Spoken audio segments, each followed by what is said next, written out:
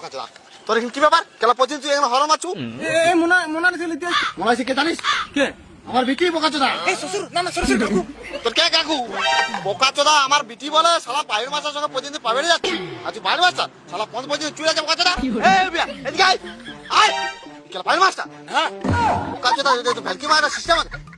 একটা সমাজ বল না কি সমাজ বালবুলু বালের গোড়াগুলো বুলু বুলু বাল বুলু কি সমাজ কালারফুল সমাজ